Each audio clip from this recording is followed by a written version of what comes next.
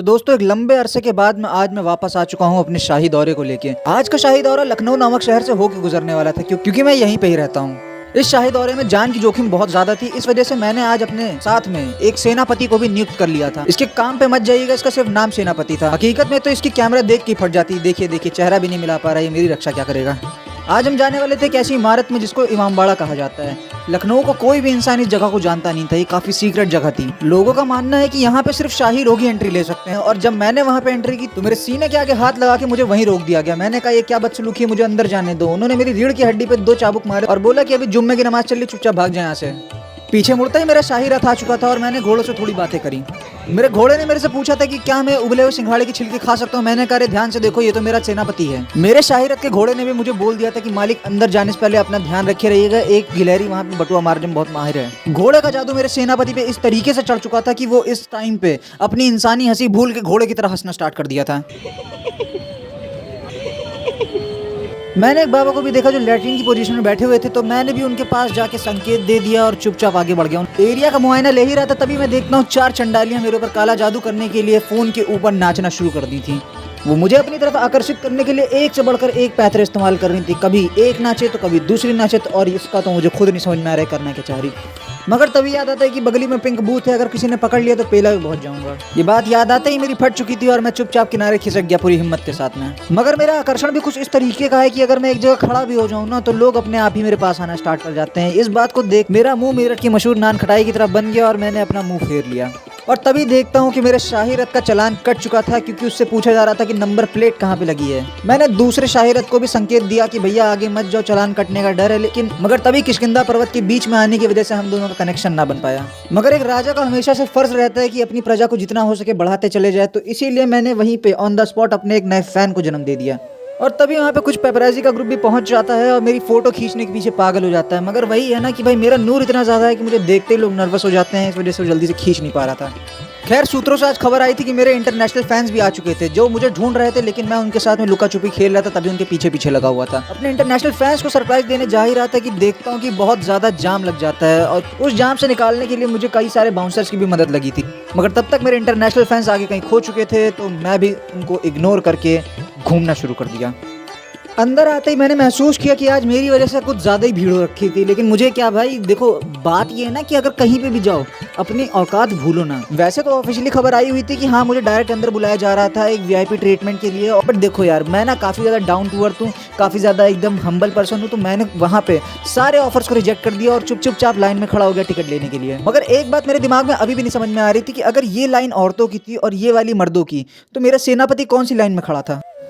मेरे शाही घोड़े की बात एकदम सही निकली। यहाँ पे एक गिलहरी थी तो जो कि एक भैया के पास जा रही थी, मगर जैसे देखा कि कैमरा उसकी तरफ है, उसकी भी फट गई और चुपचाप भाग गई वहां से। वो दौरे में खड़े मैंने एक चीज महसूस करी कि भैया लोगों ने बंदे बुला लिए थे और बंदे पहुंच भी गए थे, मगर मैं फिर कंफ्यूज था कि नर मादा की लाइन छोड़ के कौन सी लाइन बनाई जा रही है। मैं लाइन का मुआयना कर ही रहा था कि उतने में मेरे पीछे से आवाज आती भाऊ।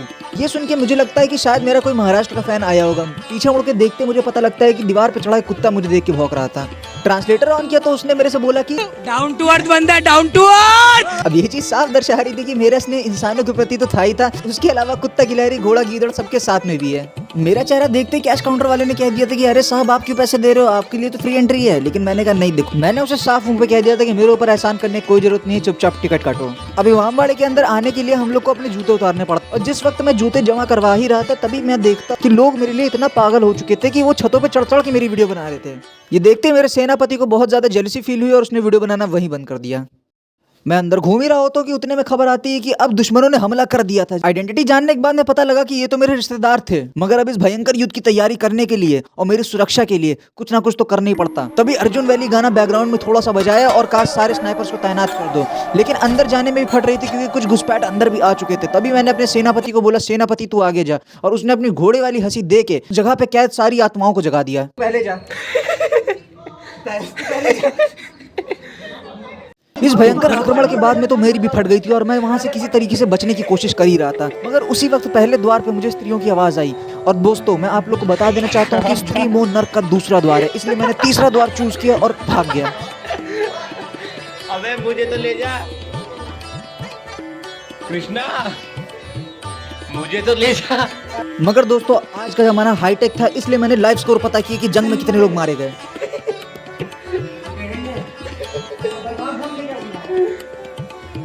मगर दोस्तों मैं इस जंग में काफ़ी कमज़ोर पड़ रहा था, मैं काफ़ी डर चुका था, मैं काफ़ी सहम सा चुका था, मेरी फट भी रही थी और मेरा दिल काम करना धीरे धीरे बंद कर रहा था। लेकिन एक बात किसी ने सही बोली है, बेबो मैं बेबो, दिल मेरा ले लो। तो इस बात को याद करते हुए मैंने बेबो को कॉल किया और उससे सारी शक्तियाँ मांगी। बेबो ने साक्षात आके मेरी मदद करी और मेरे दिल को ठीक किया। उस बात से मुझे बहुत ज़्यादा हौसला आया और मैं जंग के लिए आगे फिर निकल चुका था। वो जगह इतनी डरावनी हो चुकी थी कि वहाँ पे आत्माओं को बाहर निकालने के कई सारे मंत्र भी लिखे हुए थे। जैसे जैसे मैं नाम पढ़ रहा था आप लोग देख सकते हैं, पूरी जगह पे नक्काशी हो रखी थी और कुछ कुछ जगह पे तो इतने गहरे मंत्र थे जिनको भरे ना भरा जा सके। मेरा बाहर रहना और भी ज़्यादा खतरनाक था, इसलिए मैं चुपचाप अंदर जाने की कोशिश किया। अरे मगर लोगों का काला जादू भी मेरे ऊपर काम करना शुरू कर चुका था और मैं रास्ते भी भटकने स्टार्ट कर दिया था। मगर एक बात तो सच है मित्रों कि अगर रिश्ते और दीवारों में दरार आ जाए तो उन दरारों के अंदर से निकल के भाग जाना चाहिए, वरना फंसे रह गए तो फिर फंसे रह गए। अंधकार में तो हम लोग कुछ इस तरीके से जा रहे थे जैसे मानो अपने फ्यूचर में ट्रैवल कर रहे हो। पीछे मुड़ के देखा तो बंदे लोग आ चुके थे और उनसे मैंने सीधे यही बोला कि जाके इस इमारत की मदद करो, मेरी नहीं। मैं इतना ताकतवर हूँ कि मैं अपने आप को बचा सकता हूँ, लेकिन कौन बताए पैंट में गू निकल चुका था। आत्माओं ने भी अपना असर दिखाना मेरे पे शुरू कर दिया था। हम लोग भूल भुलैया के अंदर भूल के दोबारा उसी जगह आ चुके थे जहाँ से हम लोगों ने शुरुआत की थी। इस जगह पे हम लोग को समझ में भी नहीं आ रहा था कि हम लोग जाएं तो जाए कहाँ, करे तो करे क्या, क्योंकि बंदे लोग को कॉल करने के बाद भी वो लोग हम लोग को नहीं ढूंढ पा रहे थे। रिश्तेदार मेरे पीछे इस तरीके से पड़ चुके थे कि सामने उन्होंने साक्षात मुंह नोचना भी छोड़ दिया था। मगर तभी याद आता है कि बाकी प्रांतों के राजाओं के साथ में मेरी स्ट्रीक टूटने वाली थी, इसलिए मैंने स्नैप बनाया और अपनी स्ट्रीक मेंटेन की और फिर मैं आगे बढ़ ही रहा हूँ। लेकिन तभी मैं देखता हूँ कि वहाँ पे घुसपैठे सैनिक आ चुके थे मुझे ढूंढने के लिए, लेकिन मेरी शक्तियों ने मुझे और सेनापति दोनों को बचा रखा था। मैंने वहाँ पे कैमोफ्लाज होने की भी शक्ति का प्रयोग किया और लोगों की आंखों के सामने से बच के चुपचाप निकल गया। तभी नीचे की काल कोठरी में भी मैंने एक बार देखा झांक के कि क्या पता कोई वहाँ पे कैदी बचा हुआ हो तो उसकी मदद ले लेता हूँ। मगर इस वक्त मैं समझ चुका था कि मेरी शक्तियाँ अब ज़्यादा देर तक काम नहीं करने वाली, क्योंकि मेरे पेट में प्रेशर बन रहा था। तभी मैंने सोचा इट्स अ हीरो टाइम और अपनी ओमनिट्रिक्स से एलियन बनने की पूरी प्रयास करने लग गया। रिश्तेदारों ने इस जगह का फायरवॉल कुछ इस तरीके से बना के रख दिया था कि मेरी घड़ी भी उस वक्त काम करना बंद कर चुकी थी, लेकिन किसी तरीके से मैंने अपनी ओमनिट्रिक्स के अंदर छेड़छाड़ की और अपने आप को एलियन बनाने की कोशिश की और उसी वक्त मेरी लैटरिन चिरक के निकल चुकी थी और मैं भागते भागते वहां से निकल गया। मैंने सोचा क्यों ना चलो अपनी पार्कोर की शक्तियों का भी प्रयोग करा जाए, लेकिन जैसे ही मैं कूदता दो गुम्मा कूलों पे खाने के बाद में ग्रेविटी ने अपनी औकात दिखा दी। मगर तभी मुझे नीचे से ढेर सारी ताली बजाने की आवाज़ सुनाई देती है और ये ताली की आवाज़ सुनते ही समझे दया हम लोग को नीचे जाना है। मैं नीचे जा ही रहा होता हूँ और तभी देखता हूँ कि यहाँ पे तो तम्बाकू की पुड़िया पड़ी हुई हैं। इसका मतलब कि अभी जल्दी कहीं पे घुसपैठियों ने तम्बाकू मला है। मगर इस वक्त मुझे घुसपैठिए सुन सकते थे, इसलिए मैंने अपने सेनापति से साइन लैंग्वेज में बात करी कि उन्होंने अपने मुंह में पुड़िया भर रखी है, अंडी वंडी संडी करके इनको भी पकड़ लिया जाए। मगर अंदर घुसते ही पता लगा कि सारे मूत के रखे हुए थे, गंधा गया था पूरा मुंह मेरा। मैं भाग के वहां से वापस आ गया। मगर मुझे ये समझ नहीं आ रहा था कि मैं तो इतना शक्तिशाली हूँ, अपने मंत्रों का उच्चारण करके अपने आप को कभी बचा सकता हूँ, मगर मेरा सेनापति वो क्यों नहीं अभी तक पकड़ा गया। मैंने भी कैमरा अपने हाथ में ले लिया था और उसके बाद में मैंने फ्लैश ऑन करके जब अपने आप को देखना स्टार्ट किया तब मुझे पता लगा कि मेरे सेनापति के पास भी शक्ति थी अंधेरे में गायब होने की और उसने इस शक्ति का पूरा भरपूर प्रयोग किया। शायद तुम लोग मुझे देख सकते हो क्योंकि मैंने अपनी इस टाइम पे शक्ति रोक रखी है, लेकिन तुषार को अंधेरे में देखना काफी मुश्किल है। और तभी हम लोग किले के उस हिस्से में पहुंच चुके थे जिसे रेड कारपेट के नाम से आज के समय जाना जाता है और यहाँ पे सिर्फ सेलिब्रिटीज की ही एंट्री थी और उनके बारे में ही यहाँ पे बात की जाती थी। तो मेरा नाम यहाँ पे ना हो ऐसा कैसे हो सकता। नजर फिरी तो हमने ध्यान तो नहीं दिया था, लेकिन मेरा भी नाम वहाँ पे दर्ज था। ये बात साक्षात सबूत है उन लोग के लिए जिनको लगता है कि मैं सिर्फ झूठ बोलता हूँ वीडियोज में। मदद का संकेत मांगने के लिए मुझे छत पे जाना था और मैंने सिर्फ ऊपर की सीढ़ियाँ से पकड़ रखी थी, लेकिन तभी मैं निकलता हूँ और देखता हूँ कि मैं तो इधर ऊपर मैंने सारी ऊपर जाने वाली सीढ़ियां पकड़ रखी थी। उसके बाद भी मैं एक फ्लोर नीचे आ गया था। हम लोग आगे जा ही नहीं पा रहे थे, हर तरफ फंस चुके थे, समझ में नहीं आ रहा था क्या करें। मगर मुझे अपनी हिम्मत का प्रमाण देना था, इसलिए मैंने किसी की सहायता नहीं ली और मैं चुपचाप वहां से भाग के दूसरी तरफ निकल लिया।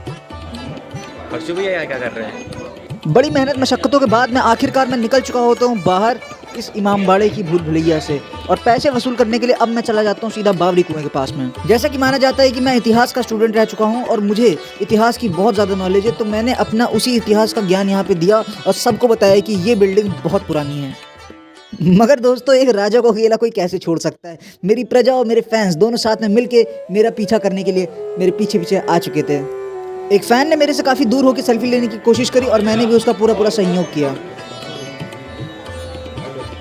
पेट इसका। मगर मेरा दिमाग तब खराब हो चुका था जैसे अंकल ने बोला आइए। बात सुनते मेरा पूरा मूड ऑफ हो चुका था और मैंने वीडियो बनवाना वहीं पे बंद कर दिया और कहा कि अब मैं जा रहा हूँ, मेरा समय हो चुका है। ये बात सुनकर कहीं ना कहीं लोग तो दुखी हो ही गए थे कि भाई अब मैं जा रहा हूँ, लेकिन अब क्या कर सकते हैं भाई, समय को कौन टाल सकता है।